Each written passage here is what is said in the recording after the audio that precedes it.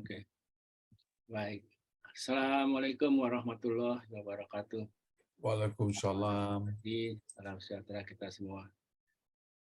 Ibu, Bapak yang kita hormati sama-sama, terutama senior kita, Pak Cucu, ada Pak Tatang, ada Pak Cu, kemudian Bapak-Bapak yang lain, yang Pak Dedi, ya saya lihat juga ada. Dan tentunya yang akan memberikan presentasi pada hari ini, Pak Budi Praitno, Direktur Keselamatan di Kementerian di Direktorat Perhubungan Udara Kementerian Perhubungan. Direktorat Keamanan, Pak. Direktorat Keamanan, maaf. Keamanan Penerbangan. Balik. Keamanan Penerbangan, maaf Pak Budi. Nah, topiknya sih sangat menarik nih, regulated agent kaitan dengan kargo ya, kargo udara. Sebenarnya pada waktu itu udah bulan lalu ya Pak Budi ya, cuma karena kesibukan kita terpaksa kita tunda-tunda. Nah, silakan Pak Sahar, ini Pak Sahar ini Ketua Sendran, silakan Pak Sahar dengan sambutannya terbuka. Ya, Pak, terima kasih. Assalamualaikum warahmatullahi wabarakatuh. Selamat pagi untuk kita semua, Pak Wendy, Pak Tatang, Pak Cu, Pak Dedi, Pak Desmond, Pak Cu Woryantoko, dan terima kasih banyak ke Pak Budi Praitno. Pak, ini sohib saya nih Pak, di Biro Hukum dulu. Tadi sudah banyak pengalamannya di luar, hampir seluruh dunia sudah pernah diinjak kakinya oleh Pak Budi ini, selain atasnya di DC dan di Kanada. Dan mungkin saya tadi lihat sedikit dari bahannya Pak Budi itu ya, mungkin bisa ditambahkan Pak, yang selama ini Pak Budi kerjakan juga itu kargo ini merupakan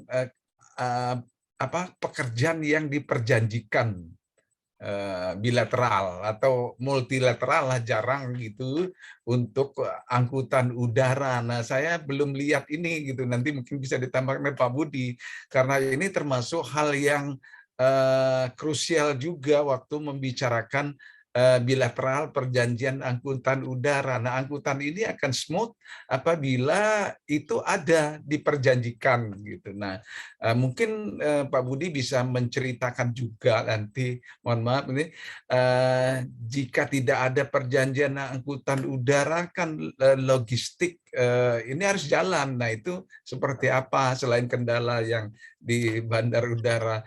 Mohon maaf Pak, agak cerita dikit karena biasa. Demikian Pak Wendy. Monggo Pak dilanjutkan. Terima kasih. Wassalamualaikum warahmatullahi wabarakatuh. Waalaikumsalam warahmatullahi wabarakatuh.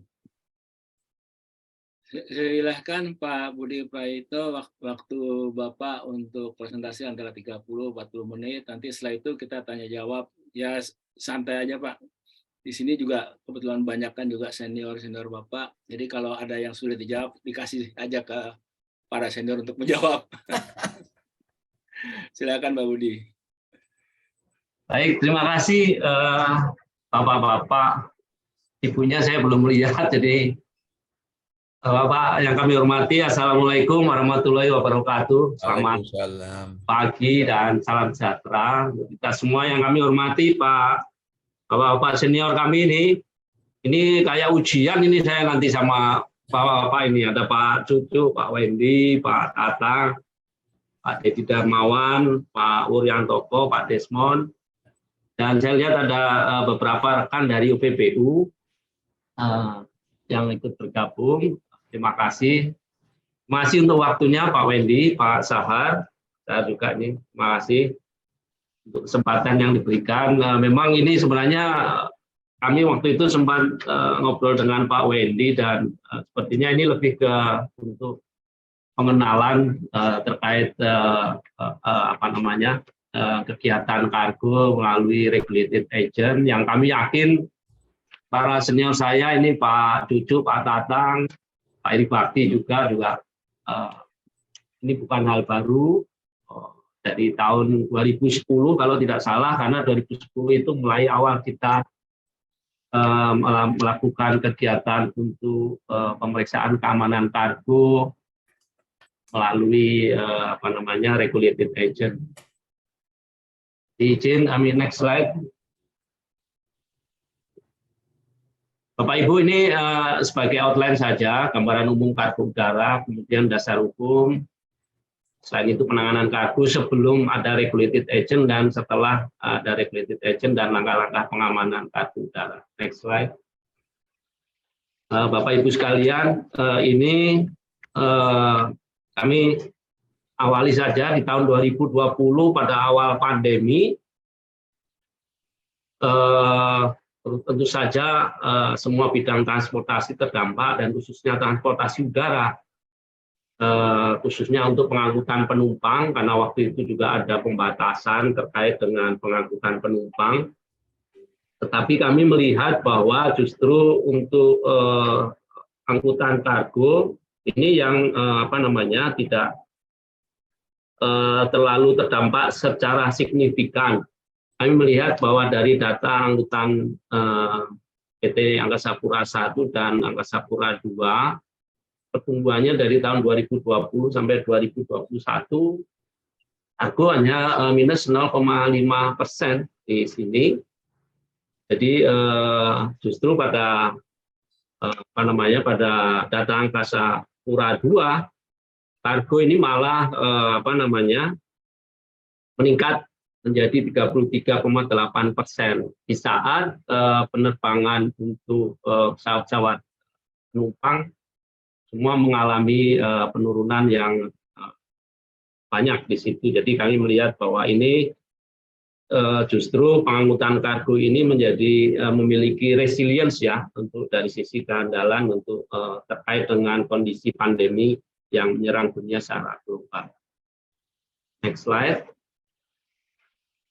Bapak Ibu sekalian, tadi Pak Sahar juga sudah sampaikan bahwa ini dasar hukum dari kita dari sisi undang-undang nasional kita, ada Undang-Undang Nomor 1, kemudian PM 51, KM 211. Ini sekaligus kami update bahwa Bapak sekalian, karena ini sudah regulasi di tahun-tahun yang lebih maju. Kemudian khusus untuk RA ini ada Peraturan Menteri 53 tahun 2017. Untuk supply chain kargo dan pos yang diangkut dengan pesawat udara. Next slide.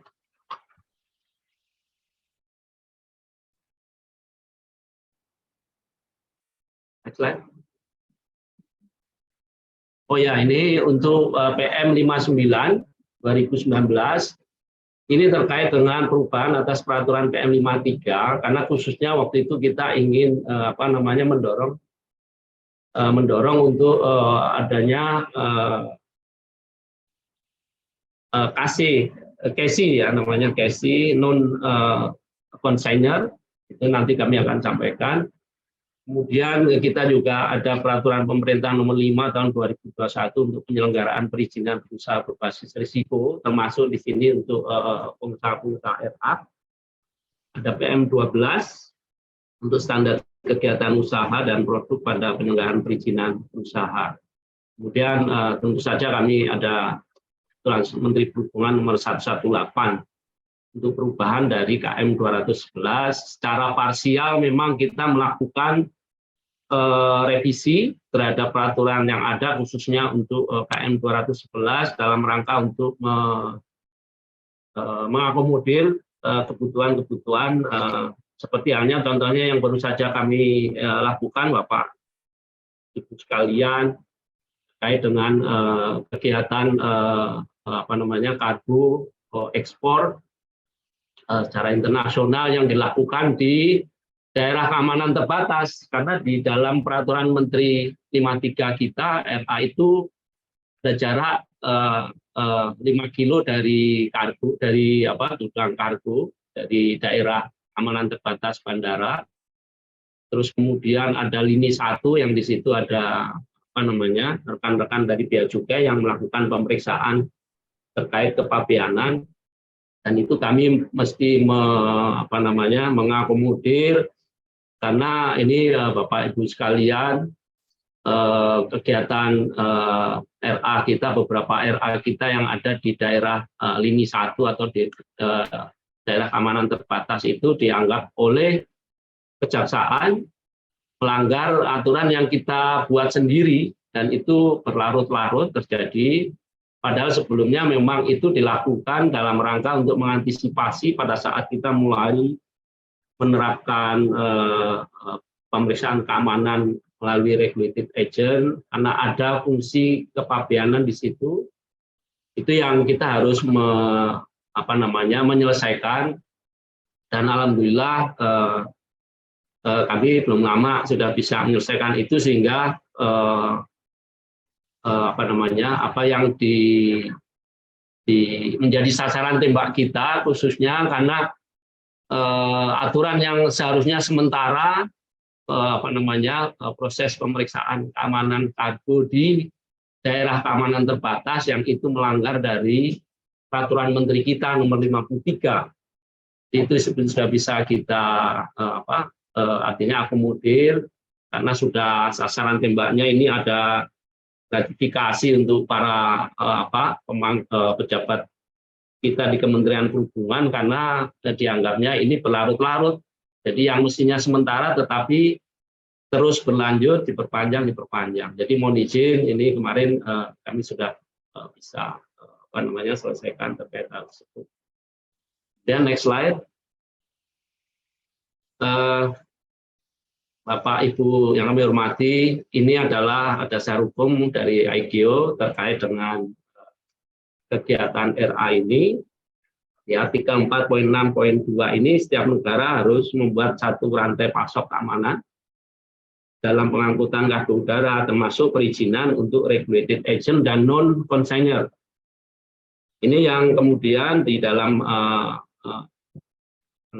di 4.6.3 perlu dilakukan peningkatan langkah keamanan yang khususnya untuk kargo yang dikategorikan berisiko tinggi atau high risk kargo. Untuk pengategorian dan langkah-langkah keamanannya sudah diatur di dalam dokumen manualnya, dokumen 8973.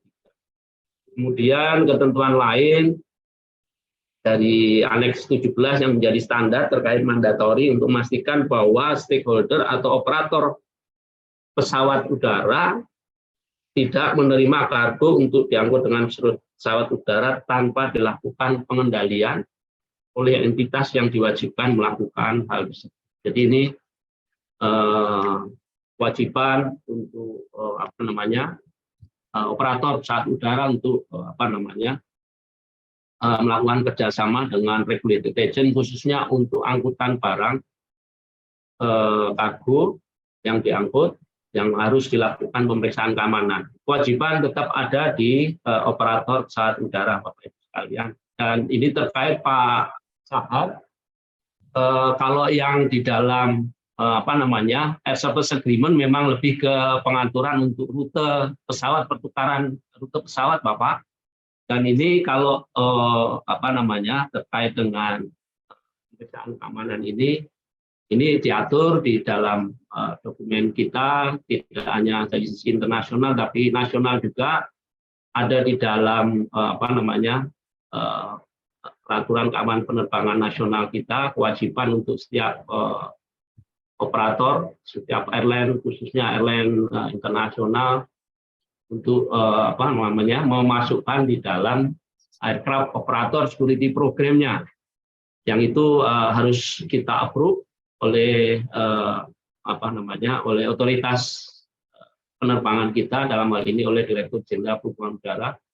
Semua prosedur pemeriksaan keamanan yang diangkut oleh pesawat itu termasuk kargo harus diatur di dalam dokumen pengamanan dokumen keamanan penerbangan yang diwajibkan untuk operator pesawat udara. Next slide. Ibu Bapak sekalian, ini terkait dengan definisi. Regulated agent adalah badan hukum Indonesia untuk pengusahaan di bidang agen kargo, freight forwarder, termasuk pengelola pergudangan, pelayanan teknis, yang disertifikasi oleh Direktorat Jenderal Perhubungan Udara untuk melakukan kegiatan bisnis dengan badan usaha angkutan udara, dengan aircraft operator atau perusahaan angkutan udara asing, melakukan pemeriksaan dan atau pengendalian keamanan untuk kargo yang ditangani atau yang diterima dari pengirim. Kemudian ada juga terkait dengan pengirim pabrikan atau non-consignor. Ini Badan Hukum Indonesia mendapat sertifikat pengirim pabrikan untuk melakukan pengendalian keamanan terhadap barang sejenis. Nanti kami akan sampaikan lebih detail terkait. Slide. Sebelumnya ada nggak ya? Sebelum yang ini? Oh sudah ya. Ya, oke. Baik, Bapak Ibu sekalian. Ini adalah terkait dengan penanganan kargo sebelum ada regulated agent, kami gambarkan di sini. Jadi terlihat kepadatan kargo karena pemeriksaan dilakukan di gudang kargo di bandara. Jadi itu salah satu dasar kenapa kita menetapkan regulated agent di sini untuk menghindari penumpukan pekerjaan atau kesemrawutan khususnya yang terjadi di gudang kargo kita di bandara, karena itu juga dilakukan pemeriksaan keamanannya di sana. Jadi ini akan mengurangi nilai potensi resiko untuk aspek keamanan penerbangan, karena demikian semrawutnya kalau itu dilakukan di bandara, dan untuk mengurangi potensi ancaman keselamatan penerbangan untuk khususnya terkait dengan kargo. Next slide. Ini juga demikian, Ibu Bapak sekalian, ini sebelum ada regulated agent, pemeriksaan keamanan dilakukan di gudang-gudang kargo yang ada di bandara. Termasuk izin kami ini kalau dari sisi prosedur pemeriksaan barang ini, kalau melihat dari ini penumpuk tidak dilakukan pemeriksaan melalui X-ray secara bertumpuk, tentu saja akan menyulitkan petugas security kita untuk mengidentifikasi untuk barang-barang ini, karena ini barang-barang yang bukan homogen, heterogen, tentu saja akan menyulitkan untuk petugas security kita mengidentifikasi tampilan dari pemeriksaan kargo ini melalui X-ray. Slide. Ini juga contoh. Jadi gambar terkait hal ini, dilakukan pemeriksaan secara bersama, bertumpuk, berbeda-beda barangnya, jadi akan menyulitkan untuk petugas security kita memeriksa atau mengenali, mengidentifikasi dari tampilan X-ray yang ada. Next slide. Ibu Bapak sekalian, ini kegiatan di regulated agent yang kelihatan di sini bahwa tidak terlalu bertumpuk karena ini lokasinya juga ada di luar bandara. Jadi kelihatan di sini dilakukan pemeriksaan barang-barang kargonya, kirimannya ini juga dilakukan secara prosedural untuk memudahkan tugas security untuk mengidentifikasi isi dari kargonya. Jadi ini next slide. Ini prosedur yang dilakukan oleh petugas kita, petugas security dari RA, bahwa karena ini petugas RA ini, security RA ini juga disertifikasi, diberikan license sesuai dengan bidangnya. Selain itu juga peralatan X-ray-nya juga dilakukan sertifikasi oleh Direktorat Jenderal Perhubungan Udara. Kewajiban untuk regulated agent memiliki peralatan X-ray. Next slide. Ini masih terkait dengan hal tersebut, bagaimana petugas security kita, petugas X-ray bisa memilah-milah, mengkategorikan barang-barang yang ada di dalam kargo yang akan dikirim dan apabila itu ada yang mencurigakan akan dilakukan pemeriksaan lanjutan dengan mesin eksplosif atau dilakukan secara manual. Ini dilakukan sesuai dengan prosedur yang wajib dilakukan oleh setiap regulated agent. Mereka memiliki program keamanan masing-masing untuk melakukan itu. Dan kewajiban untuk operator, dalam hal ini operator selain regulated agent otomatis akan wajib menolak untuk kargo dan pos yang tidak sesuai dengan uraian dalam dokumen pengiriman, karena ada di konsolidasikan dengan PTI ya, pemberitahuan tentang isi. Jadi akan dikonsolidasi dengan dokumen atau yang disertakan dalam pengiriman dokumen tersebut. Next slide. Ibu Bapak yang kami hormati, ini adalah langkah pengamanan kargo udara. Dalam hal ini adalah airline yang bertanggung jawab untuk keamanan kargo dan pos. Tentu saja ini airline juga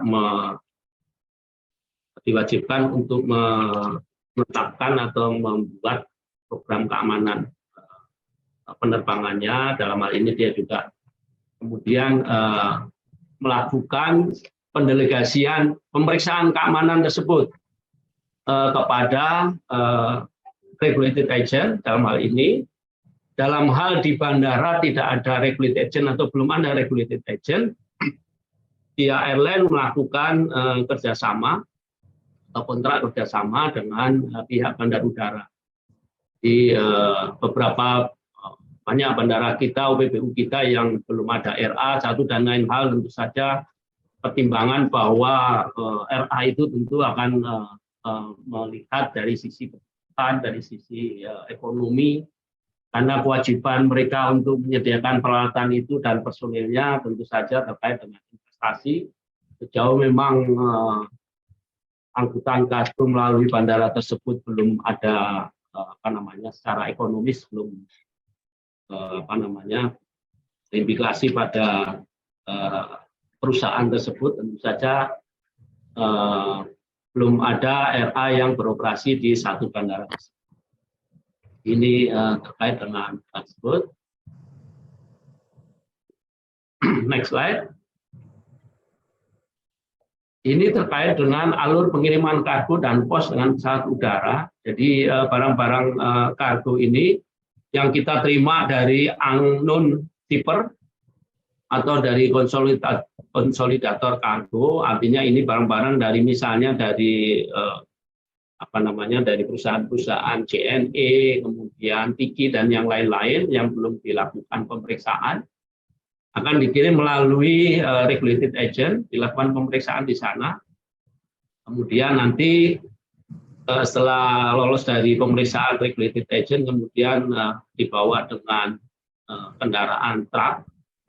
Yang ini juga dilakukan prosedur pemeriksaan, misalnya diberikan seal di di pintu truknya, kemudian ada pengawalan atau ada juga dengan monitoring melalui CCTV yang ada di kendaraan truk tersebut dengan GPS, jadi bisa dimonitor dari kantor pusatnya. Kemudian dibawa di gudang kargo di bandara, yang itu kemudian nanti siap untuk dikirim sebagai 100% secure air cargo. Next slide. Ini yang kami perlu sampaikan, Ibu Bapak sekalian, terkait dengan langkah-langkah pengamanan kargo tadi dengan regulated agent.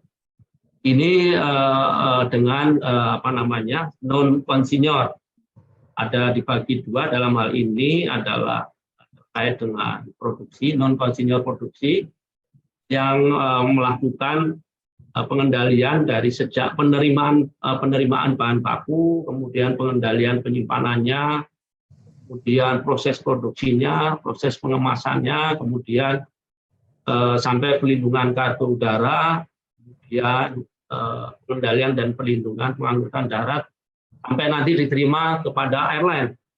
Ini contohnya misalnya pabrik sepatu, Bapak Ibu sekalian, karena ini sifatnya homogen, ada di kawasan industri, misalnya di kawasan industri di Cikarang, mereka menerima bahan baku sampai nanti memproses produksinya, dilakukan pengendalian oleh petugas pabrikan tersebut yang kita berikan sertifikasi license sebagai petugas ASEC, kemudian dengan peralatan yang sudah disediakan juga sampai mereka nanti memproses barang tersebut, barang produksi tersebut untuk khususnya untuk ekspor dikirim ke kepada pihak airline. Ya sama. Demikian juga untuk pengendalian kargo dan pos oleh non konsinyur pengemasan. Dalam ini khusus hanya mengemas, tetapi barang-barangnya dari luar. Pengendalian penerimaan barang, kemudian penyimpanan barang, proses pengemasan, pelindungan kargo. Ini misalnya sebagai contoh adalah marine product, di produk-produk kelautan, juga penerimaan ikan, udang, dan lain-lain itu dikemas oleh perusahaan non-konsinyur ini sampai nanti proses pengangkutannya di darat sampai kemudian diserah terimakan kepada airline. Next slide. Ini terkait dengan pengamanan kargo dan pos pada UPBU kita dan Badan Usaha Bandar Udara kita. Jadi ini yang karena belum ada regulated agent dan kemudian dilakukan oleh Bandar Udara atas pendelegasian airline. Tentu saja dalam hal ini ada kontrak antara pihak airline kepada Bandar Udara. Jadi ini juga kita wajibkan selain dari sertifikasi personil, fasilitas peralatan, dan manual dokumennya, standar operasi prosedur, dan kemudian terkait dengan IATA. Dangerous Goods. Di petugas security di bandara juga selain sebagai petugas security juga ada yang memiliki lisensi untuk sebagai petugas dangerous goods, menangani dangerous goods. Next slide. Ini yang menjadi perhatian kami, Pak, terkait dengan untuk keamanan kargo.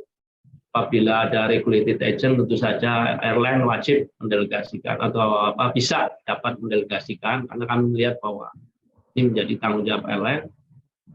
Dia melakukan pembinaan kepada regulated agent atau non-konsinyur, kemudian pengendalian dan pengawasannya.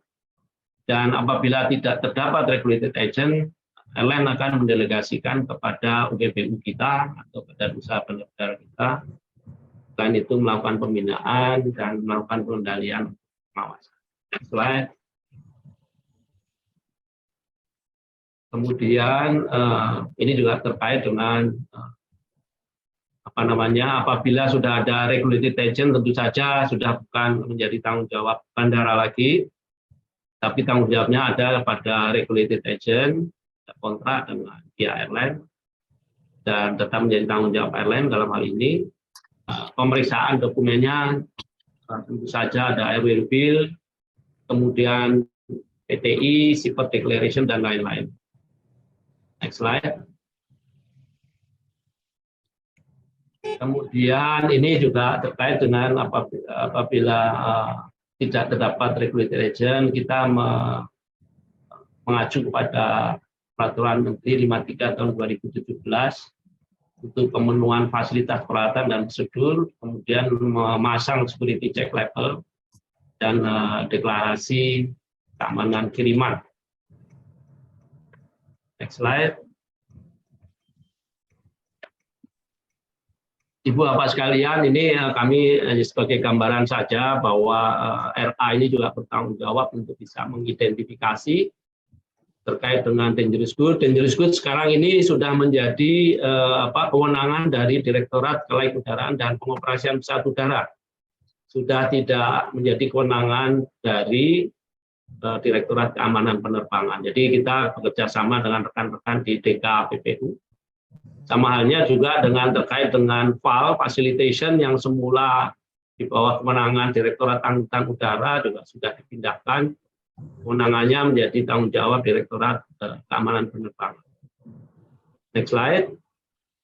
Ini temuan insiden keamanan yang disebabkan oleh dangerous good. Jadi ini tugas RA pun juga wajib untuk melakukan pemeriksaan dalam hal ini. Ini ada kebocoran dari kemasan peraksa ya sekalian. Next slide. Ini temuan juga random check di gudang kargo domestik Garuda pengangkutan untuk aksesoris elektronik, tapi mengandung baterai litium dan terbakar di dalam gudang. Ya kalau kita masih bisa bicara untungnya masih di gudang, tidak di dalam pesawat bakarnya. Jadi ini akan membahayakan amat. Next slide. Ini juga demikian untuk terbakarnya lithium baterai. Next slide. Ini kebocoran juga untuk undeclared DG yang tidak disampaikan secara benar oleh pihak pengirim. Ini hal yang kami yakin ini apabila terjadi di pesawat. Sudah ada contohnya yang terjadi di beberapa pesawat internasional. Next slide. Demikian Ibu Bapak sekalian yang kami bisa sampaikan secara umum, karena ini waktu itu kami diminta Pak Wendy untuk secara pengenalan terkait regulated agent khususnya yang ini. Tapi untuk Bapak-bapak senior saya yakin ini sudah bukan hal baru. Kami lebih bersifat mengupdate Bapak-bapak sekalian untuk menyampaikan kegiatan kami khususnya sebagai penanggung jawab untuk kegiatan Muhammad Kargo. Kami memang saat ini sudah ada kerjasama dengan Bea dan Cukai khususnya untuk pengangkutan kargo ekspor yang selama ini dipersyaratkan satu oleh pihak Bea Cukai untuk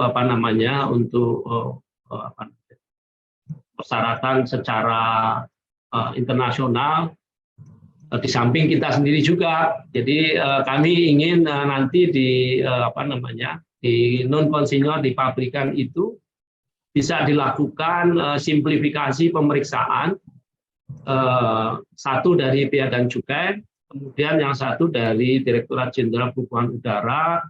Barang-barang yang dari pabrikan itu bisa disertifikasi kedua-duanya. Jadi artinya dengan labeling atau stiker yang selama ini sudah ada oleh pihak Bea Cukai, kemudian nanti kita akan berikan stiker juga sebagai non konsinyor.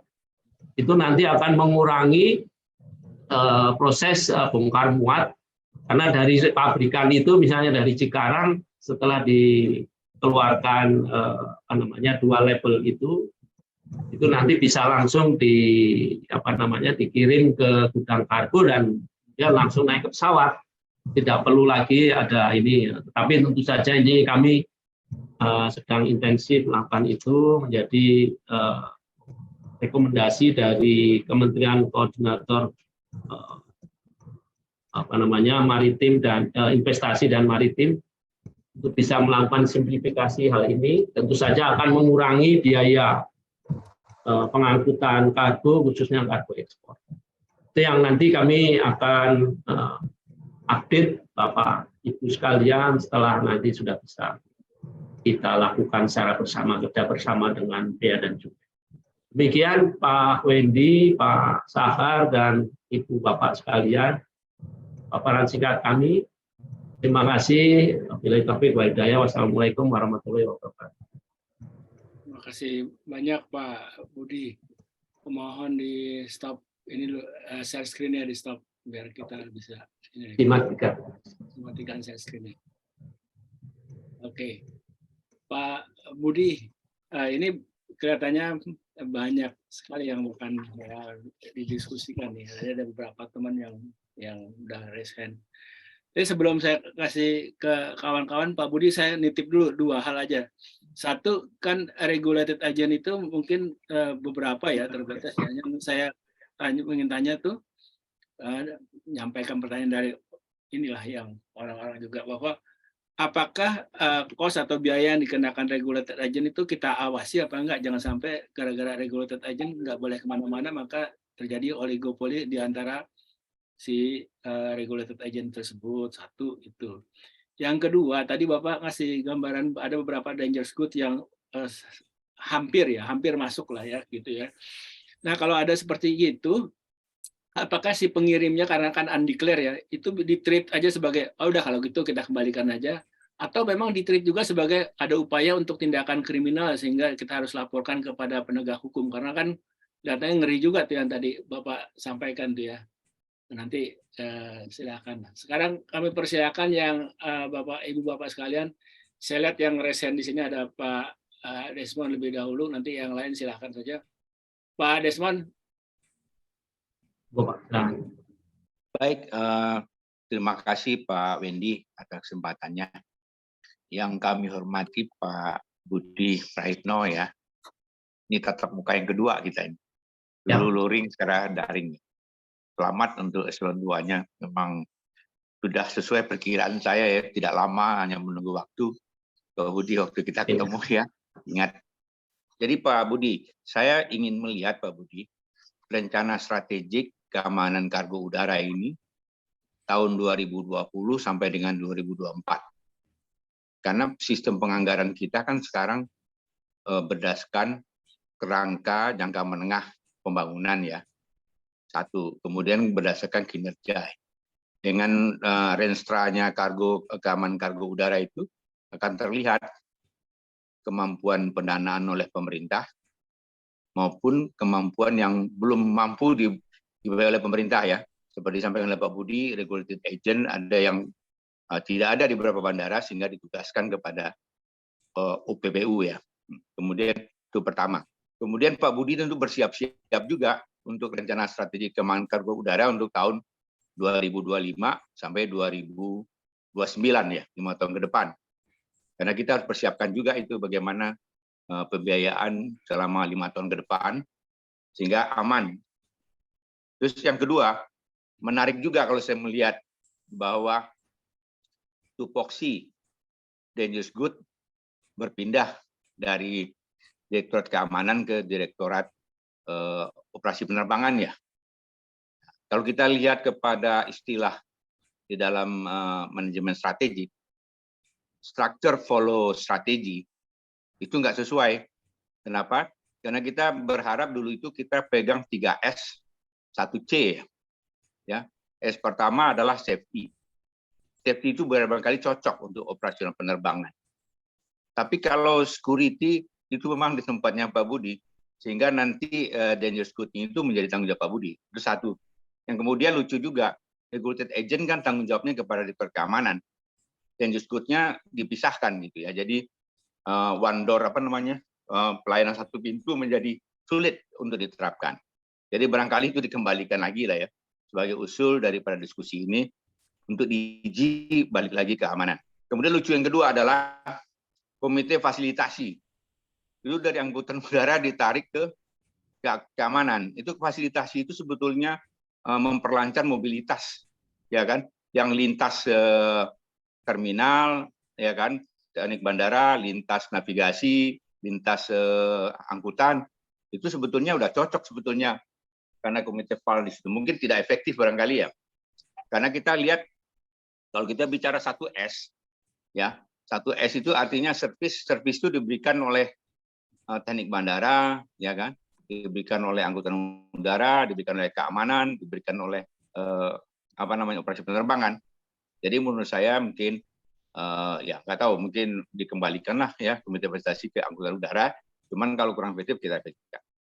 Kemudian saya ingin menambah itu 3S, 1C tambah 1F. Kenapa 1F? 1F itu adalah financing. Pembiayaannya bagaimana? Barangkali kita perlu identifikasi bandar udara kita yang belum punya RE ya. Karena saya lihat kalau proses bisnis RE itu memang bagus sekali ya, sudah lengkap oleh Pak Budi. Nah, sayang kalau yang di tempat bandar udara tidak ada, kemudian kita tugaskan kepada UPBU, di mana di situ sebetulnya bisa ditangani oleh regulated agent sebetulnya. Jadi tidak perlu kita mendidik lagi sebetulnya. Cuman untuk RE mungkin ada istilahnya penugasan ya. Jadi cost recovery untuk semua pendanaan yang ada di situ. Karena belum komersial ya, kira-kira di bandara udara yang kecil-kecil ya. Jadi itu Pak. Jadi menurut saya memang Pak Budi mungkin sudah bagus dengan proses bisnis ya. Perlu melihat, tapi saya yakin Pak Budi udah punya itu semua ya. Karena saya lihat udah meng-exercise TA apa sih Pak? TA itu transportation ya. Saya lihat SH, sarjana hukum, kemudian MSTA. Nah, ingin tahu juga MSTA itu Magister Science untuk transport ya. Terima kasih atas kesempatannya Pak Wendy. Assalamualaikum warahmatullahi wabarakatuh. Waalaikumsalam. Pak Kapten Christian. Silakan Pak Christian. Pak Christian resen ya? Ya, terima kasih Pak Wendy. Mohon maaf. Ini tentang security item. Ini kebetulan saya pernah jadi pilot dan pernah bawa security item itu ketika pesawatnya masih kecil itu disimpan di kokpit. Untuk pastinya security item dalam hal ini senjata misalnya. Jadi disimpan di kokpit. Tapi makin lama pesawat makin besar, kalau nggak salah security item itu disimpan di tempat tertentu.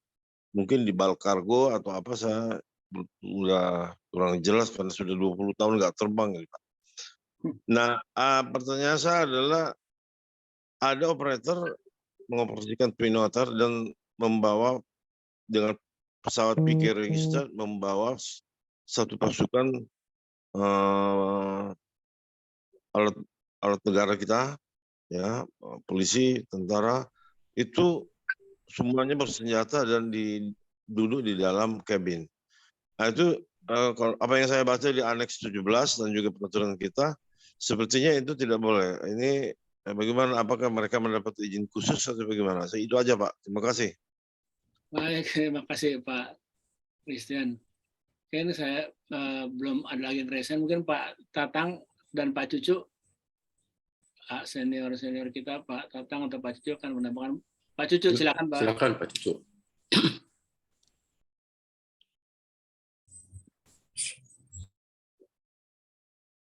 Warahmatullahi wabarakatuh. Waalaikumsalam. Apa yang dipaparkan oleh Pak Budi Prayitno itu sudah cukup lengkap. Tetapi ada sesuatu yang perlu saya sampaikan sebagai catatan. Yang pertama adalah bahwa tempat pemeriksaan barang-barang kargo yang diangkut oleh regulated agent itu, seingat saya tidak aturan tercantum bahwa paling jauh jaraknya itu 5 km dari center of runway. Tetapi di aturan kita ada. Kalau tetap atau belum dirubah, saya kira lebih baik dirubah. Karena itu membedakan atau melanggar fungsi dari sendiri. Jadi intinya barang-barang yang potensial menjadi dangerous good atau dangerous good itu harus dilakukan pemeriksaan suatu processing yang jauh dari tempat-tempat yang penting. Bandar udara adalah tempat-tempat yang penting. Jadi penting dan rawan, sehingga memang harus jauh. Tapi tadi kelihatannya Pak Budi sudah menyatakan bahwa itu sudah dirubah. Kalau demikian halnya, alhamdulillah. Yang kedua, soal dangerous good ini juga harus diimbangi dengan pengertian bahwa dangerous good tidak seluruhnya atau hanya sebagian kecil saja yang dilarang untuk diangkut dengan pesawat udara dengan cara-cara yang tidak khusus. Saya lebih membahasakannya sebagai dangerous good sebagian besar dapat diangkut dengan pesawat udara jika dilakukan pemeriksaan, packaging, and handling yang benar. Itu makanya kalau ada orang di lapangan itu kalau bisa dibangun pesawat udara itu harus dilakukan packaging dan handling yang benar. Catatan yang lain yang terkait dengan paparan Pak Budi tadi yang saya ingin sampaikan adalah security itu adalah keamanan itu dinamis, berubah-ubah. Ancaman terhadap keamanan penerbangan sekali dengan dulu-dulu. Nah, karena berubah, maka harus ada antisipasi yang lebih cepat dan lebih pas oleh yang melakukan pengamanan atau pembina pengamanan.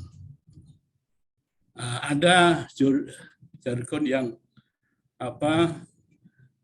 bisa dipakai, yaitu yang penting adalah measure itu harus lebih kuat daripada threat. Itu. Alhamdulillah bahwa selama ini walaupun ada disebutkan Pak Budi, itu yang besar dan menimbulkan kerugian besar selama ini alhamdulillah belum terjadi seingat saya. Jadi itu. Selanjutnya ini yang keempat, ini maaf Pak Tatang ya, dan Ibu. Ini ingatan 20 tahun yang lalu nih Pak Tatang ya. Jadi ingatan 20 tahun yang lalu itu supaya membedakan bahwa security itu dulu disebut keamanan penerbangan di sisi darat. Itu kepala seksi.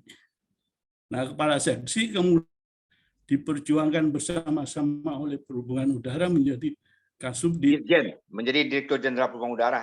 Nah, nanti dulu belum saya bicarakan Pak Desmond. Nah, yang ketiga menjadi Direktorat Jenderal Perhubungan Udara itu apanya tingkat Direktur Jenderal Perhubungan Udaranya, tapi sekarang itu pada eselon 2 Direktorat Keamanan Penerbangan begitu. Ini terima kasih Pak Desmond bantu saya untuk mengingatkan yang saya lupa. Tapi kebetulan saya tidak lupa apalah. Nah, kemudian yang keempat catatan saya adalah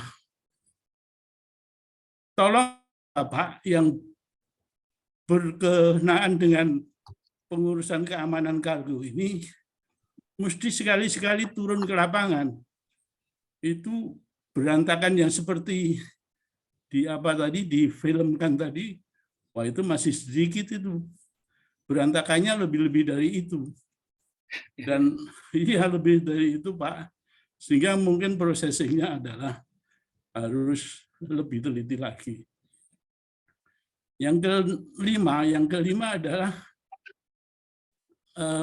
prosesingnya lebih tinggi lagi dan lebih banyak waktu jika memakai manual. Begitu, pemeriksaannya manual. Oleh sebab itu dipakailah dengan X-ray. Nah, demikian supaya cepat dan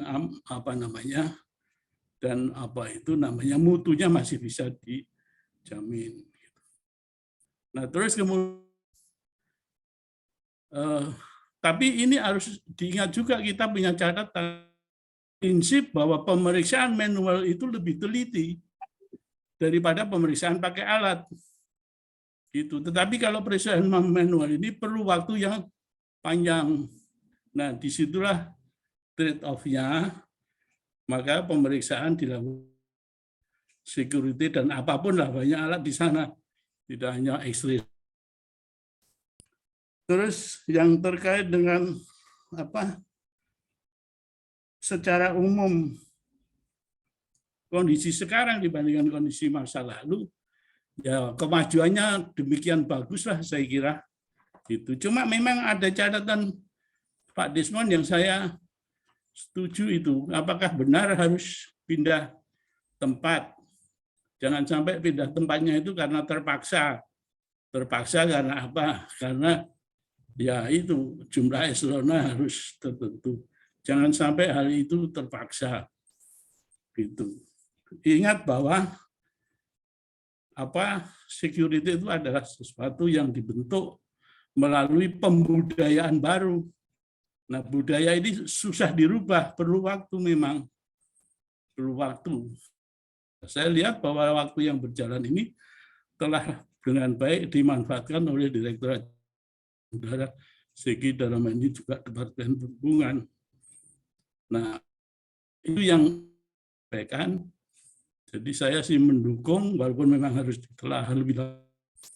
Apakah soal pemeriksaan barang-barang kargo untuk menghindari terbawanya barang-barang berbahaya itu di dalam pesawat udara bisa katakanlah dikembalikan seperti masa. Ini kelihatannya nggak ada tanda-tanda harus di stop ini, padahal yang akan berbicara banyak. Ini yang lebih ada yang penting-penting yang ingin saya sampaikan, tapi nanti mungkin harus harus memerlukan waktu lama gitu. Nah, ini pesan saya saja, Pak Wendy, pesan saya kepada yang junior. Nah, ini dulu pernah ada guru saya mengatakan bahwa kalau Anda mau menjawab tentang bagaimana mengamankan suatu lahan, maka harus pastikan dulu 5D-nya itu apa. Jadi harus di-define, ditentukan dulu, dipastikan. Terus D yang kedua adalah the market. Sudah di market, maka yang ketiga itu adalah dilakukan to make detail to everyone. Jadi dikasih patok gitu. Terus dilakukan deteksi. Dari deteksi itu kemudian dilakukan suatu tindakan, yaitu untuk mengirim satuan pengamanan ke tempat tersebut, dan kemudian jadi deploy of the military services atau polisional unit, dan yang selanjutnya adalah ya dilakukan didikan lagi kepada mereka supaya sadar. Saya kira sementara itu saja. Jadi ada beberapa hal, tapi saya kira jangan dipanjang-panjangin nanti. Iya. Terima kasih Pak Moderator. Terima kasih Pak Wendy atas waktu yang diberikan kepada saya. Terima kasih. Assalamualaikum warahmatullahi wabarakatuh. Assalamualaikum warahmatullahi wabarakatuh. Pak, kita lanjutkan dulu ya, Pak Budi. Pak Tatang, silakan Pak.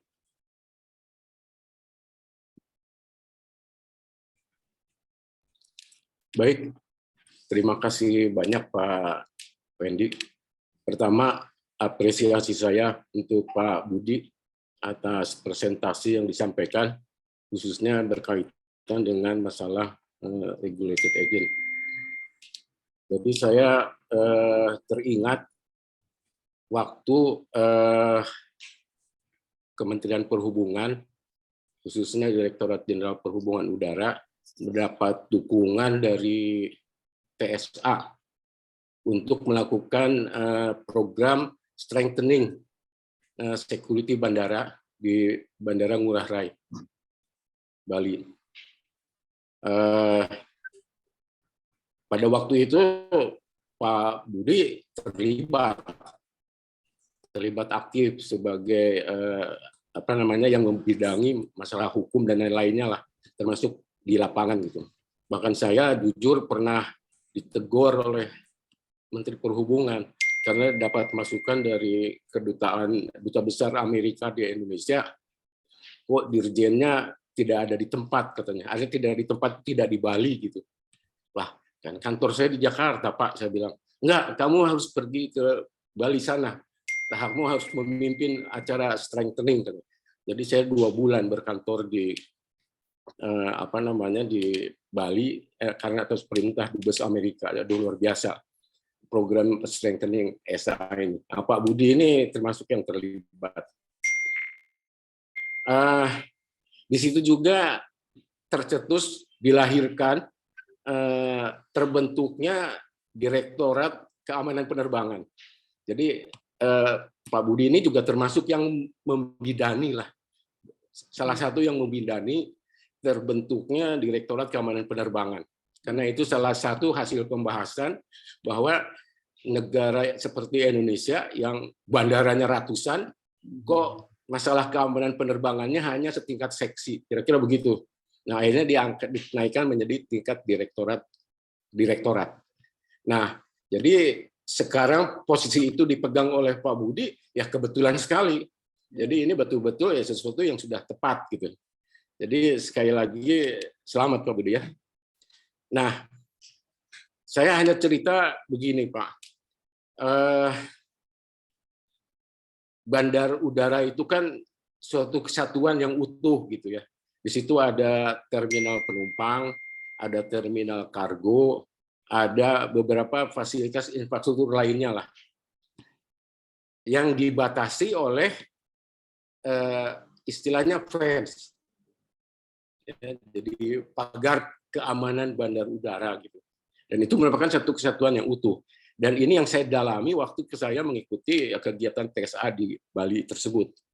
Sampai sedemikian rupa, sehingga betul-betul satu sistem keamanan yang utuh itu, seyogianya itu dilakukan sistem pengamanannya oleh satu institusi. Gitu. Oleh satu institusi. Jadi tidak boleh beberapa institusi menangani satu kawasan yang sama. Jadi utuh gitu bandara udara itu, tidak terpisah-pisah. Nah, apa yang terjadi di kita ini kan seperti kalau khususnya di bandar udara yang diusahakan, itu masalah kargo tadi sudah dijelaskan secara panjang lebar oleh Pak Budi, sudah terbentuk regulated agent ya, yang sudah mendapat pengesahan dari Kementerian Perhubungan tentunya. Sementara juga di sisi kegiatan terminal penumpang, artinya kegiatan proses security penumpang, kan sekarang ini kan saya melihat sudah dilaksanakan oleh pihak ketiga. Iya betul Pak Budi ya. Sudah proses outsourcing gitu. Dan bahkan saya mendengar dalam waktu tidak terlalu lama 100% akan dilaksanakan. Waduh, saya bilang udah sedemikian. Tapi ya saya tidak tahu. Ini mungkin perkembangannya saya tidak terlalu mengikuti. Ini perkembangannya mungkin sudah tidak terlalu jadi masalah gitu melakukan seperti itu. Karena apa? Karena mungkin teman-teman Angkasa Pura juga repot juga gitu mengelola personil yang sedemikian. Sebagai contoh di Soekarno-Hatta aja personil security-nya ada 2.000 Pak Budi ya, 2.000 kali itu. Nah jadi agak repot juga mengelola personil 2.000 ngurus sampai pensiun lah kira-kira begitu. Jadi sekarang saya dengar akan dilaksanakan proses outsourcing 100%. Nah, ini jadi dari segi itu aja ada dua institusi, yang satu di-approve oleh Kementerian Perhubungan, yang satu di-approve oleh pengelola bandara yang diusahakan. Ya, jadi dalam satu kawasan yang sama, ya, satu bandara gitu yang dibatasi oleh fence.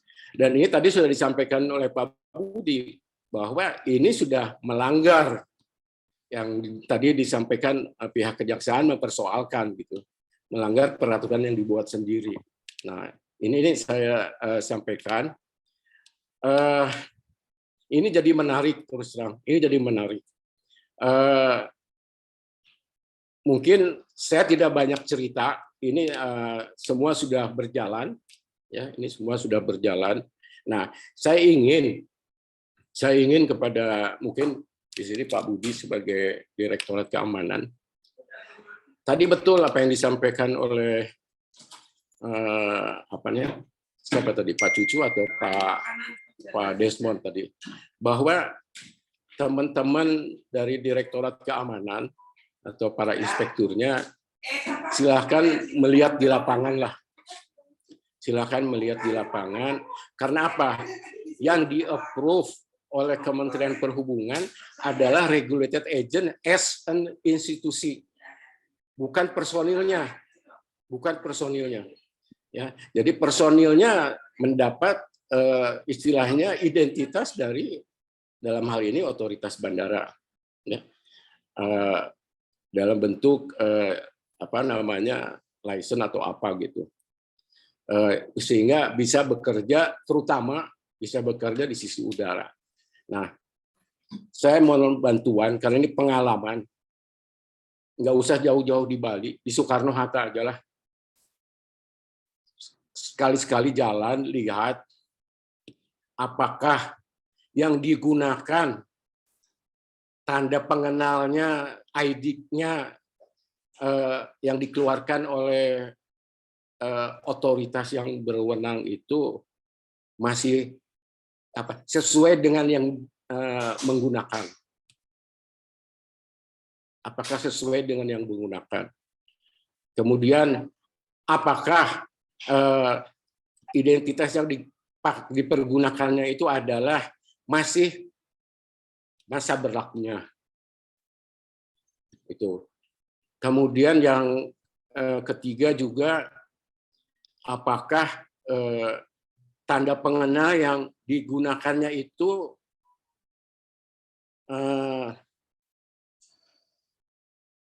kadang itu bergantian gitu Pak, bergantian. Jadi dipakai, yang penting bisa melaksanakan kegiatan di utamanya lini 1 gitu. Utamanya lini 1. Jadi peninjauan di lapangan gitu, peninjauan secara acak itu kelihatannya sangat diharapkan. Kalau di masalah di terminal penumpang, kita biasa melakukan dummy lah gitu ya, dummy atau mengadakan pemeriksaan secara acak, ngecek kehandalan petugas security. Nah, ini juga bisa dilakukan di kargo. Jadi hal seperti ini saya yakin Pak Budi sangat paham, sangat paham. Ya, saya mengingatkan juga bahwa jadi lupa. Mengingatkan juga mengenai apa yang diterbitkan oleh teman-teman di otoritas bandara ini kepada, kalau saya karena ini merupakan satu kesatuan yang utuh, saya melihatnya begitu ya. Jadi tidak membeda-bedakan gitu. Nah, kalau di penumpang gitu kan, kalau di penumpang kita bisa melakukan secara sidak atau tes apa segala macam gitu ya. Nah, saya nggak tahu apakah yang di kargo juga seperti itu gitu. Yang di kargo. Jangan terlalu mempercayakan atau menyerahkan, bukan tidak percaya. Jangan terlalu menyerahkan kepada teman-teman yang di lapangan gitu. Sekali waktu kita perlu ada semacam istilahnya shock terapi atau apa gitu ya. Sehingga betul-betul aturan yang sudah diterapkan itu berjalan dengan sesuai dengan track yang sudah ditetapkan lah, kira-kira begitu. Mungkin itu aja dari saya dulu Pak Wendy ya. Saya ada yang lupa satu lagi, nanti saya tambahkan kalau sudah ingat. Terima kasih banyak. Assalamualaikum warahmatullahi wabarakatuh. Pak Budi, udah banyak sekali ya Pak Budi ya. Tapi kan nggak bukan semua, bukan banyak pertanyaan, banyaknya masukan juga itu sama-sama. Sebelum saya kembalikan ke Pak Budi, mungkin supaya lebih lengkap, saya minta tolong Pak Dirjen satunya lagi nih, Pak Heri Bakti. Katanya udah masuk. Pak Heri Bakti. Pak Heri Bakti. Halo. Pak Heri, ya. Masih berkenan memberikan masukan? Supaya lengkap, ada Pak Cucu, Pak Tatang sudah juga. Silakan Pak Dirjen satunya. Iya Pak. Waduh, mohon maaf. Ini saya terlambat masuknya. Jadi tadi saya nggak sempat lihat apa yang disampaikan oleh Pak Budi. Tapi kalau bicara RA mungkin saya masih ingat lah sedikit. Ya, masalah RA. Nah, cuman itu tadi tadi yang dikembalikan tadi apa maksudnya, yang tadinya di keamanan diberikan lagi dangerous goods ya, dangerous goods dikembalikan diberikan lagi ke kelaikan udara atau seperti itu yang tadi dibahas Pak Cucu. Jadi sebetulnya saya melihatnya bahwa kalau bicara RA itu memang berkaitan dengan kargo. Jadi apa namanya kewenangan daripada itu di samping ke tanggung jawab utamanya sebetulnya adalah di airline. Kalau untuk bahwa airline bertanggung jawab semua barang yang masuk ke pesawatnya dia. Tapi dalam pelaksanaannya ada manajemen bahwa sebelum disaring dulu oleh RA kan. Nah, RA ini tapi tetap si airline tetap bertanggung jawab. Jadi dia harus melihat kemampuan maupun apa namanya ada sistem audit lah gitu. Tadi Pak Tatang juga bicara acak sera acak ya memang harusnya seperti itu. Jadi di samping regulator yang seracak juga yang bertanggung jawab utamanya ada airline-nya. Si airline itu inspektor airline juga harus meriksa barang-barang yang masuk ke pesawatnya. Karena jangan seperti biasanya kadang-kadang suka lepas tangan, oh itu sudah diperiksa. Ya, itulah sistemnya yang harus dilihat, bukan dalam artian detail apa namanya diperiksa setiap kali barang, tapi sistemnya berjalan atau tidak. Sistemnya RA. Jadi apa namanya keamanan penerbangan yang tadinya yang Pak Cucu cerita dari seksi jadi berkembang itu memang kebutuhannya yang seperti itu. Jadi kalau bicara RA, saya ingat kebetulan saya yang mulai dulu ya RA itu bagaimana tekanannya, bagaimana saya sendiri apa namanya pada saat itu kita ya perhubungan udara disu oleh pengusaha-pengusaha karena ini ada charge-nya itu tadi. Ada charge dari era itu. Bagaimana kita pada saat itu kita disu sampai ke mana ke apa itu namanya tuh yang waduh saya jadi lupa lagi sampai ke mana itu ke apa nama itu yang mengatur aturan-aturan ini Apa? IATA Pak. IATA atau bukan yang dulu kita sampai Pak Menteri juga dipanggil yang bukan yang apa namanya KPPU bukan KPPU ya bukan KPPU tapi satu lagi yang terakhir Ombudsman.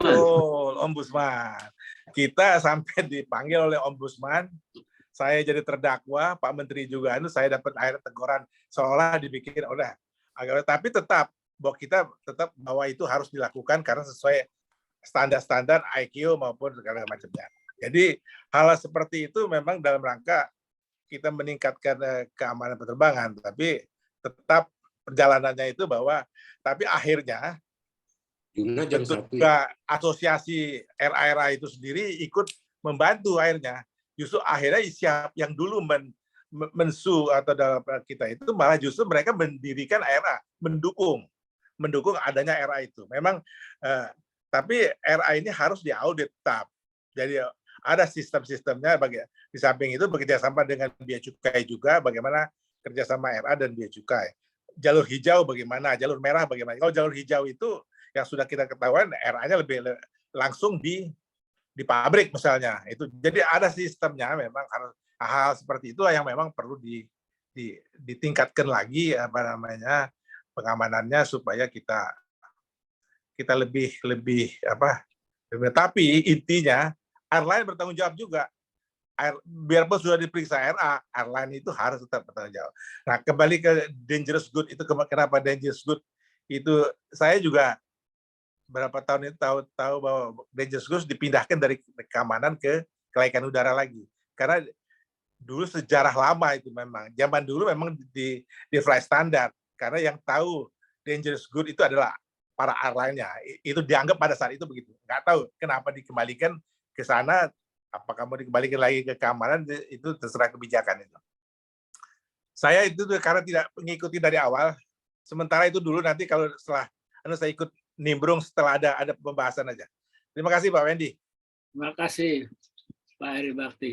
Pak Budi luar biasa. Ini masukannya komplit. Silakan Pak Budi. Ya, terima kasih Pak Wendy. Ini ujian ini dari para senior. Pak Wendy, Bapak Ibu sekalian yang kami hormati, pertama kami menanggapi tadi Pak Wendy sampaikan apakah biaya untuk pengangkutan RA ini khususnya kargo ini diawasi. Kami perlu sampaikan Pak, ini khusus untuk pengangkutan kargo ini tidak sama dengan pengangkutan penumpang yang kita ada tarif batas bawah, tarif batas atas. Untuk angkutan kargo ini kita tidak mengatur Bapak, karena diserahkan kepada bisnis to bisnis. Memang pernah waktu itu diatur oleh kita, Direktorat Jenderal Perhubungan Udara untuk tarif angkutan kargo, tapi kemudian akhirnya dihapus atau dibatalkan karena ada permintaan dari asosiasi juga untuk pemerintah tidak mengatur terkait dengan tarif angkutan kargo, Pak. Kemudian tadi Pak Wendy juga sampaikan terkait dengan dangerous good yang itu lolos. Sebenarnya kalau dari sisi kewajiban, ini adalah kewajiban RA tersebut dilengkapi dengan personil yang bersertifikasi, dilengkapi dengan alat untuk mendeteksi dan yang lain-lain. Namun demikian memang ada terjadi kelolosan seperti itu, dan tentu saja ada sanksi yang diberikan. Kalau kami ini memang ada kewajiban untuk RA itu untuk melaporkan barang-barang yang tidak bisa diangkut, yang di-reject oleh RA tersebut dari hasil pemeriksaannya. Termasuk di situ ada narkoba, ada yang lain-lain, itu nanti kami juga akan menjawab terkait hal itu. Artinya ada barang-barang yang masuk klasifikasi dangerous good yang tidak bisa diangkut. Tadi disampaikan oleh Pak Cucuk, memang dari klasifikasi dangerous good itu ada yang bisa diangkut, tentu saja dengan pengaturan, ada labeling, ada pengaturan di tempat kargo pesawat, bisa diatur tentang hal tersebut. Karena kita juga mengikuti dari dangerous good regulation yang dikeluarkan, dan itu di RA tersebut tentu saja ada kegiatan terkait itu, karena mereka juga harus melengkapi dengan personilnya yang berkualifikasi dangerous good. Namun demikian, kalau kemudian terjadi kelolosan, satu pasti sanksi akan turun dari pihak airline sendiri yang melayani, Pak. Jadi dari pihak airline sendiri akan melayani, mereka akan perusahaan RA tersebut akan di stop lebih dulu untuk dilakukan pemeriksaan oleh investigasi oleh pihak airline sendiri, karena airline ini juga karena yang sebagai penanggung jawab tadi disampaikan oleh Pak Eri Bakti juga bahwa ini tanggung jawab tetap ada pada airline. Oleh sebab itu airline wajib juga melakukan audit, melakukan inspeksi terhadap perusahaan RA yang melakukan kerjasama dengan airline yang bersangkutan. Jadi akan dilakukan investigasi, dan dari sisi kita sendiri Pak, kami juga akan melakukan sanksi teguran kepada perusahaan tersebut, RA tersebut, kemudian hal lain yang terkait dengan pelanggaran-pelanggaran yang dilakukan. Jadi ada ini Pak, ada mekanisme untuk pengenaan sanksi apabila jadi kelolosan barang-barang yang diangkut. Kemudian tadi ini sekaligus kami sampaikan, tadi Pak Desmond menyampaikan untuk pembiayaan di UPBU khususnya RA. Jadi kalau kami melihat bahwa kenapa belum semua bandar udara dilengkapi dengan RA, satu dan lain hal, karena ini terkait dengan pertimbangan atau perhitungan tonnase dari bandara tersebut untuk mengangkut barang kargo. Dan juga tentu saja investasi, karena investasinya akan lumayan Pak, karena kewajiban RA tersebut paling tidak harus memiliki X-ray, kemudian kemudian eksplosif detektor, dan selain yang lain-lain itu pertimbangannya adalah kenapa tidak semua bandar udara sudah dilengkapi dengan RA. Jadi karena ini adalah kewajiban, sebelum ada RA juga menjadi kewajiban pengelola bandar udara atau operator bandar udara, PBU tersebut tetap melakukan kegiatan pemeriksaan berdasarkan kontrak dengan pihak airline. Nah, ini satu dan lain hal, Pak, karena ini juga kewajiban bandara untuk melakukan pemeriksaan dan melengkapi personilnya. Itu tentu saja ada biaya yang disiapkan oleh pemerintah, dalam hal ini Direktorat Jenderal Penerbangan Udara.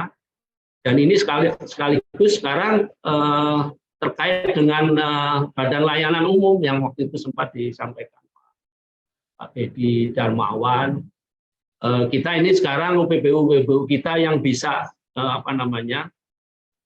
bisa dilengkapi atau berinvestasi untuk penyediaan X-ray kargo dan yang lain-lain. Ini kesempatan untuk ini menjadi bagian dari revenue bandar udara tersebut melalui tarif yang ditetapkan sebagai PNBP dari Peraturan Menteri Keuangan.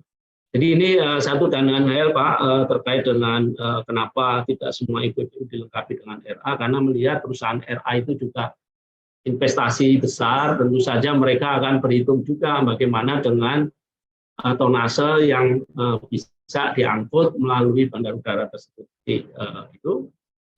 Kemudian sekaligus menjawab terkait tambahan itu 3S 1C plus financing, tentu saja ini akan sudah dilakukan untuk bandara-bandara kita yang melihat bahwa dari sisi tonnasenya bisa diarahkan untuk bisa pengadaan untuk X-ray kargo dan lain-lain. Kemudian terkait dengan ini tadi kami sudah sampaikan tupoksi untuk pengawasan dangerous good yang sekarang dikembalikan lagi kepada DKPPU. Ini karena ada termasuk PKPPK. Jadi dangerous good dan PKPPK itu semula pada saat pembentukan Direktorat Keamanan Penerbangan itu masuk di dalam tupoksinya Direktorat Keamanan Penerbangan. Tapi kemudian ada kebijakan bahwa kita perlu melakukan pengelompokan antara safety dan kelompok security.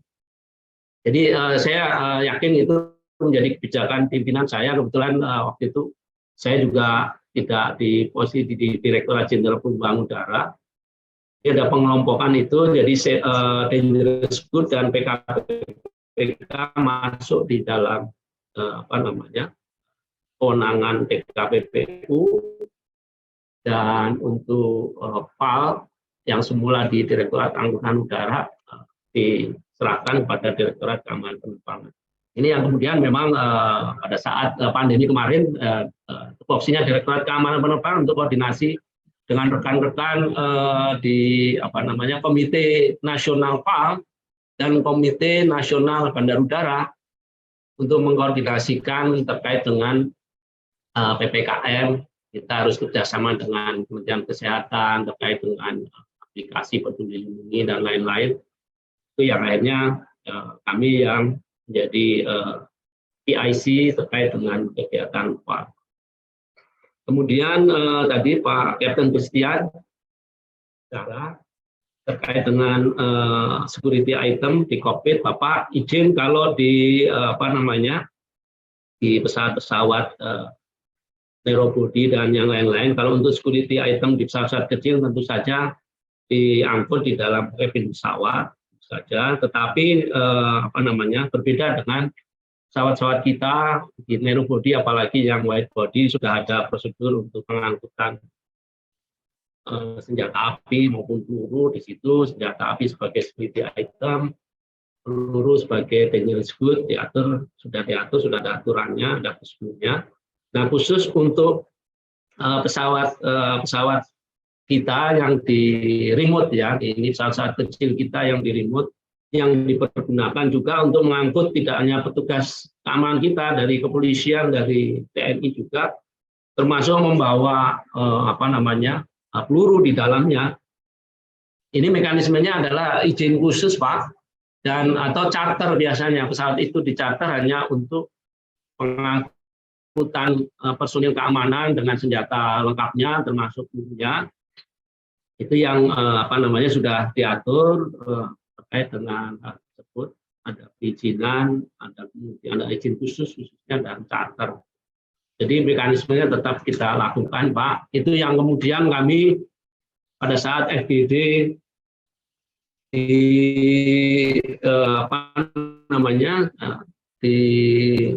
Papua, waktu itu kami diundang oleh Ikatan Pilot Indonesia. Ini tingkat ancaman untuk pesawat-pesawat kita, pesawat kargo kecil-kecil kita itu di sana itu menjadi sasaran organisasi KKB ya atau OPM itu, karena mereka tahu bahwa pesawat itu suka dititipin peluru, kemudian sering juga mengangkut petugas TNI polisi kita. Kami waktu itu diundang juga, seharusnya para petugas itu kan diangkut dengan pesawat-pesawat baik polisian atau militer, tapi kemudian karena kondisi di lapangan akhirnya pesawat itu akhirnya juga dicarter oleh itu yang menjadi selama ini sasaran ke personil kita, baik pesawatnya, pesawat sipil maupun cabin krunya, awak kabinnya juga menjadi sasaran ancaman dari mereka, karena dianggapnya ya ini musuhnya ini karena mengangkut petugas TNI polisi dengan senjata. Dan ini kami sedang melakukan pembahasan intensif dengan rekan-rekan TNI polisi untuk kiranya kita bisa mengurangi tingkat ancaman pesawat sipil kita dari khususnya terkait dengan pengangkutan tersebut. Kami lanjut tadi yang disampaikan Pak Cucu, betul Pak, untuk terkait tempat pemeriksaan kargo ini sesuai dengan peraturan Menteri kita nomor 53 memang diatur RA itu ada dalam jarak 5 kilo dari bandara, suatu bandara dari RA tersebut. Satu dan lain hal tadi sudah kami sampaikan untuk menghindari keruwetan pemeriksaan keamanan kargo di bandar udara, khususnya di gudang-gudang kargo di bandar udara. Jadi ini memang tentu saja menjadi hal yang ideal untuk itu. Namun kemudian Bapak, ini terkait dengan khusus untuk pengangkutan kargo ekspor yang dalam hal ini ada keterlibatan rekan-rekan dari Bea dan Cukai. Itu yang perlu kami sampaikan, bahwa untuk mengharmonisasikan terkait aturan kita dengan aturan Bea dan Cukai. Bea dan Cukai sudah menyampaikan bahwa barang-barang kargo yang akan diekspor itu setelah mereka sudah disil, sudah dilabeli oleh pemeriksaan mereka, tidak boleh diperiksa atau dibuka kembali oleh instansi lain. Sementara kita juga punya kewajiban sebelum naik pesawat, barang-barang kargo itu juga harus diperiksa dari sisi keamanan. Artinya kita harus mengharmonisasikan itu, sehingga kemudian mohon izin pada saat itu, pada awal kita mulai melaksanakan RA ini ditempuh jalan secara bersama. Pemeriksaan itu dilakukan di lini 1 di wilayah Bea dan Cukai yang ada di gudang-gudang kargo di bandara, dan itu juga menjadi wilayah daerah keamanan terbatas kita, Kementerian Perhubungan. Jadi ada tempat penimbunan sementara yang ada di yang dikelola oleh Bea dan Cukai, dan itu kita lakukan bersama di situ. Artinya harmonisasinya adalah kita bisa melakukan pemeriksaan itu di wilayah kerjanya Bea dan Cukai. Jadi mereka masih bisa melakukan pengawasan itu.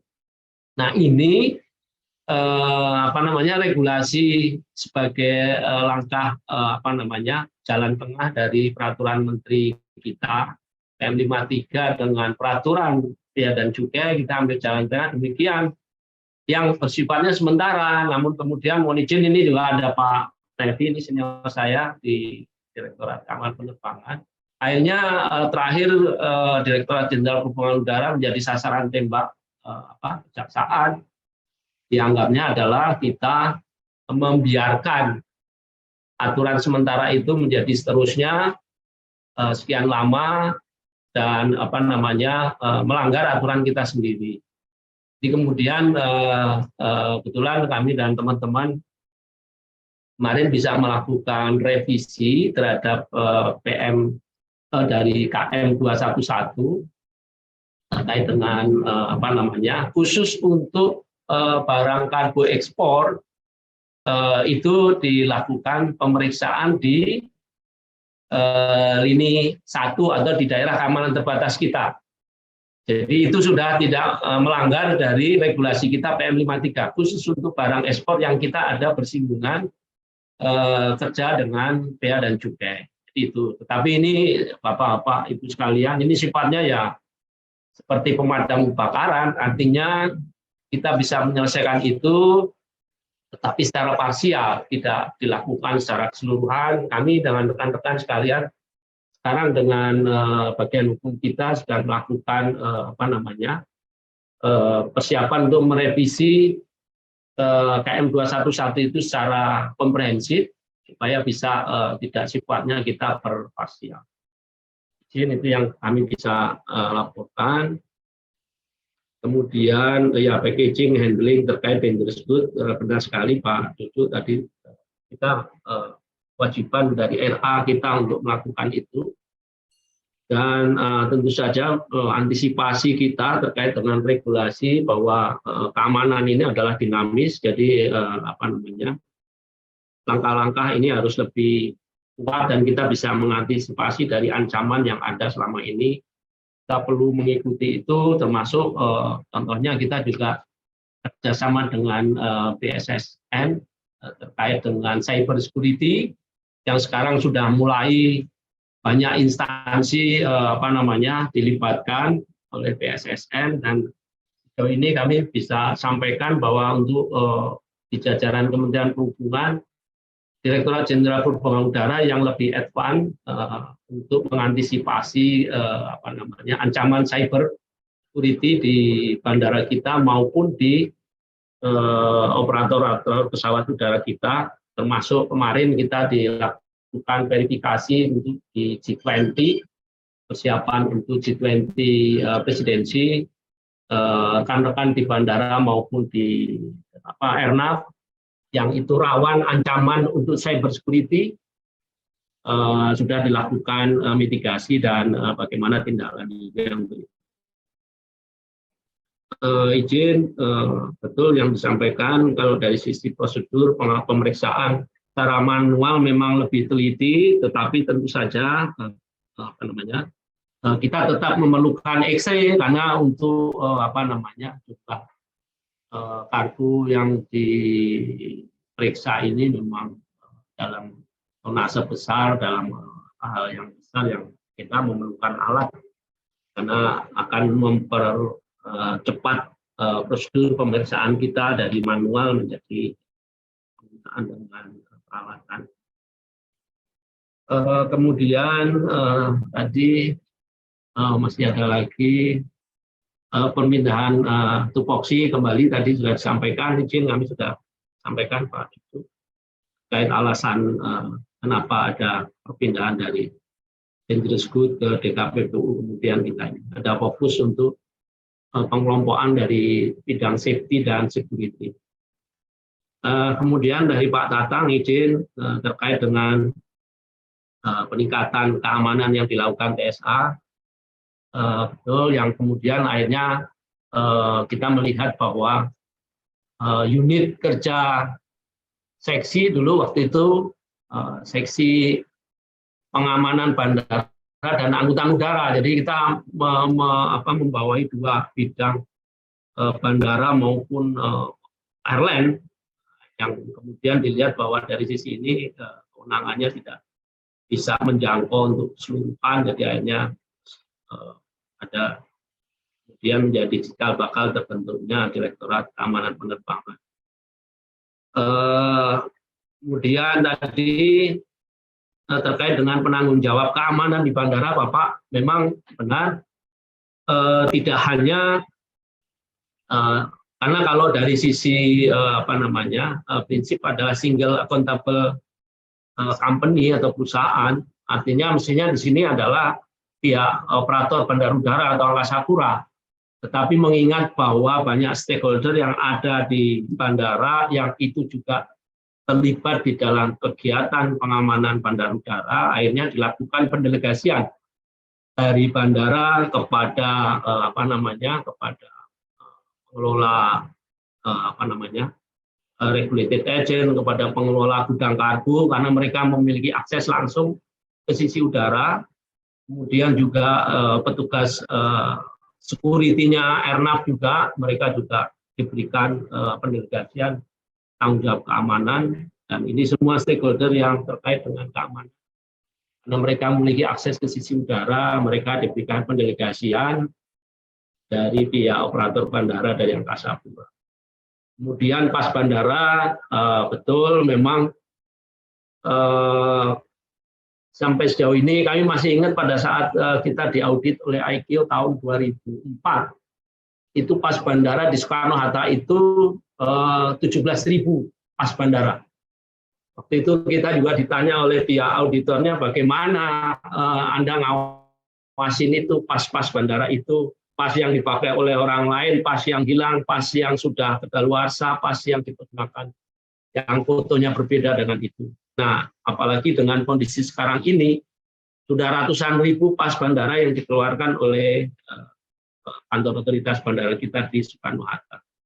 Ini memang menjadi tanggung jawab kami, Pak, secara nasional di bandara-bandara dan oleh kantor otoritas bandara Soekarno-Hatta.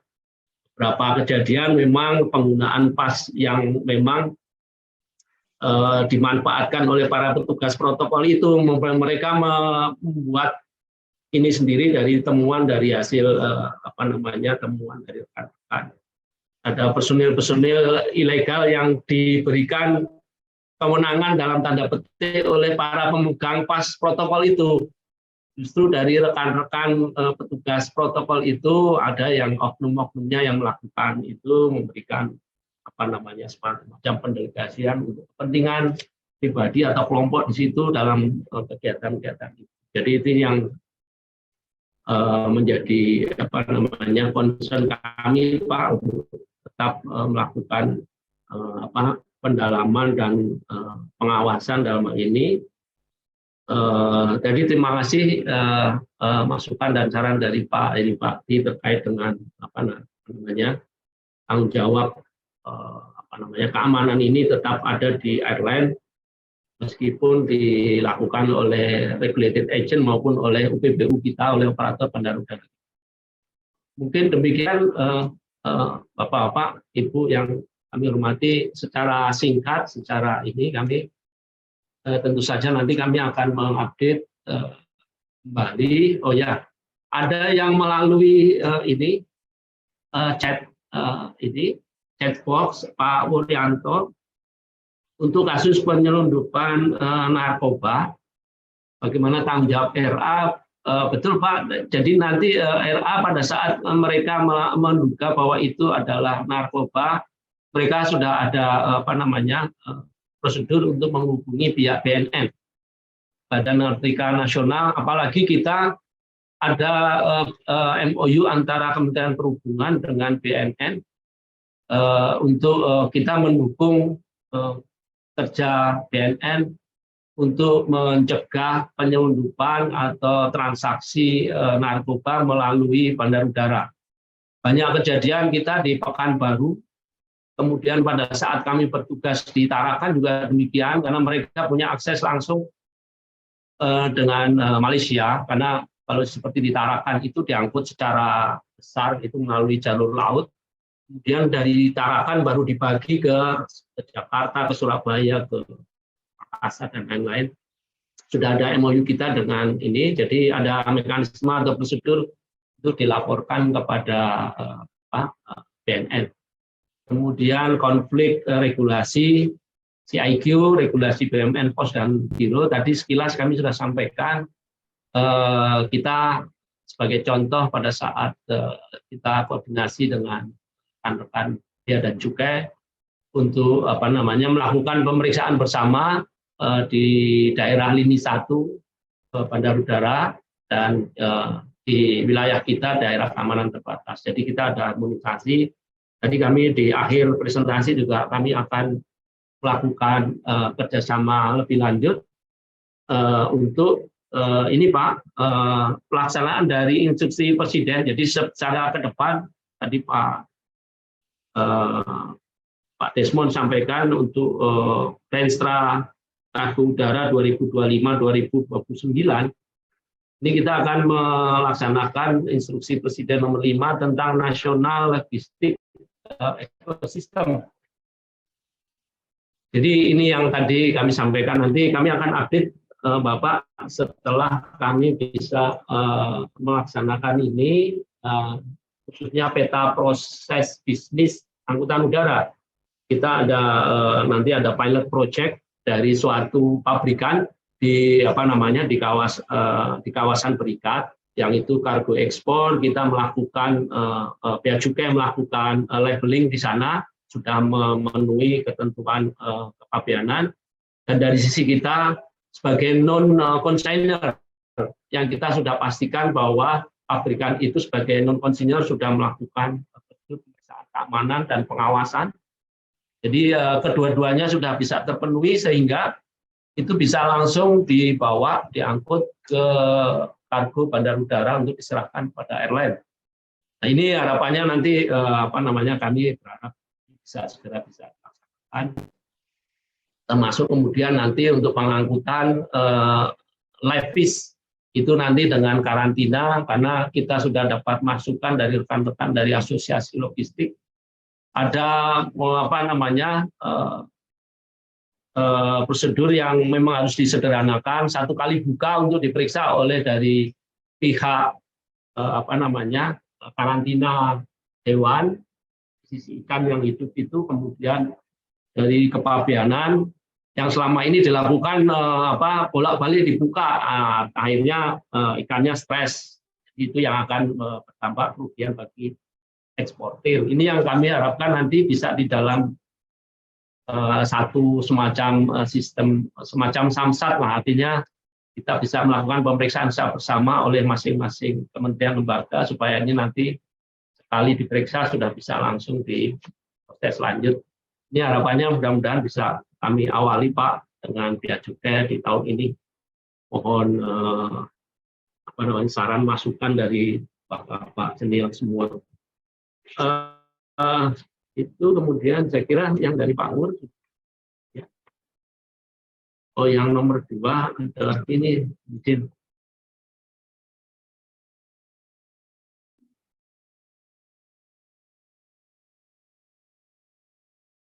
Oh iya, tugas dan tanggung jawab yang dilakukan RA yang ditunjuk kemudian masih menjadi tanggung jawab airline. Benar Pak, karena tetap tanggung jawab ada pada pengangkut Pak.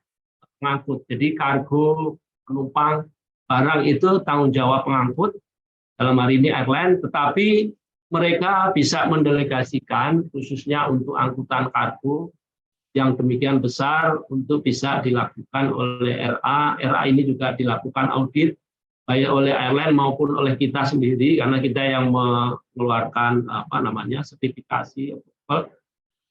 Kemudian letak in dan out kargo, RA letaknya di mana? Jadi izin Pak, kalau dari peraturan menteri kita ada di luar bandar udara, dalam radius 5 kilo di bandar udara, tapi kemudian khusus untuk internasional yang tadi kami sampaikan sejauh ini, untuk jadi yang diperiksa hanya untuk yang keluar Pak. Jadi untuk kewajiban kita melakukan pemeriksaan keamanan adalah pemeriksaan untuk diangkut keluar dari Indonesia internasional. Jadi itu ada dilakukan di daerah keamanan terbatas bandar udara atau kalau dari pihak bea cukai mereka mengistilahkan lini 1. Jadi tempatnya bersamaan kita lakukan di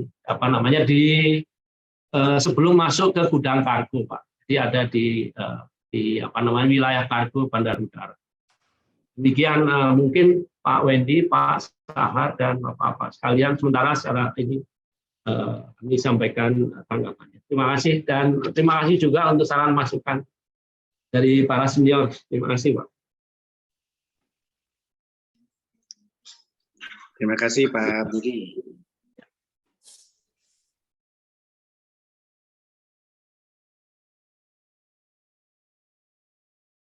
Monggo Pak Wendy, Pak Sahar.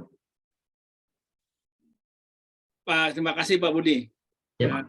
Tentunya kalau kita teruskan diskusinya masih banyak ya, banyak hal yang menarik memang ya Pak Budi ya. Dan saya juga mohon maaf nih banyak yang belum berkesempatan untuk diberikan waktu untuk berdiskusi.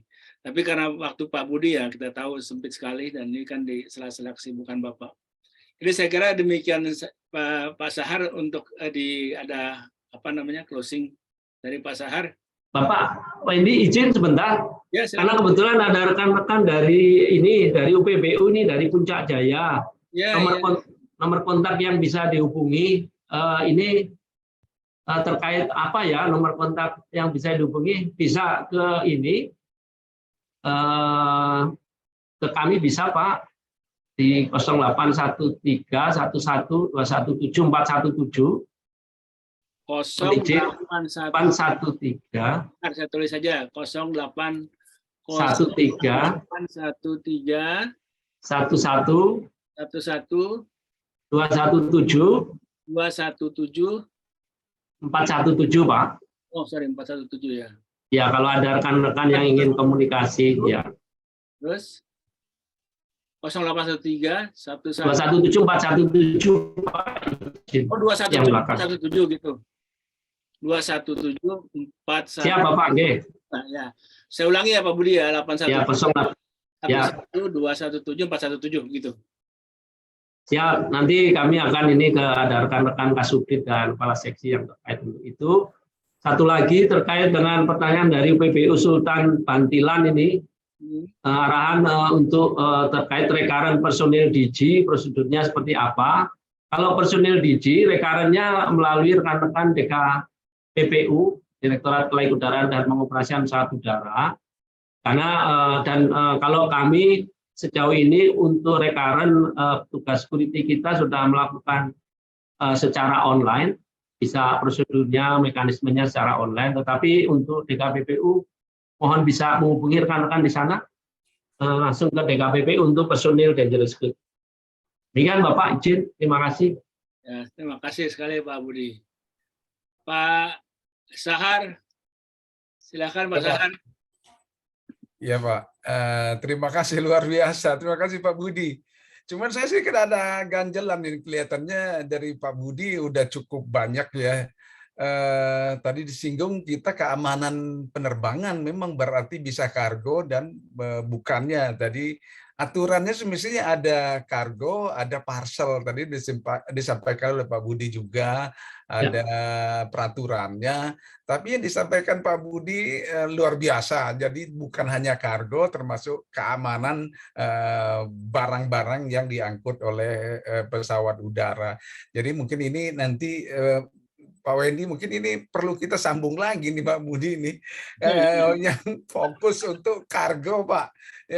Kargo ini kelihatannya campur nih antara barang yang diangkut dengan kargo.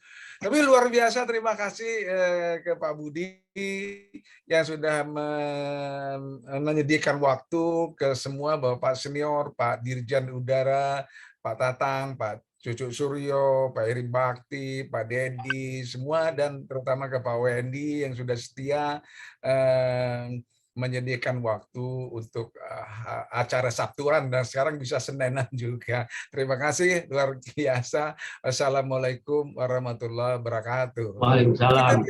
Waalaikumsalam warahmatullahi wabarakatuh. Foto bersama, foto bersama. Foto dulu ya.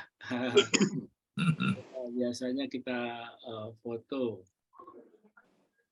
buka kameranya, yang bukan buka kamera. Yang paling gagah Pak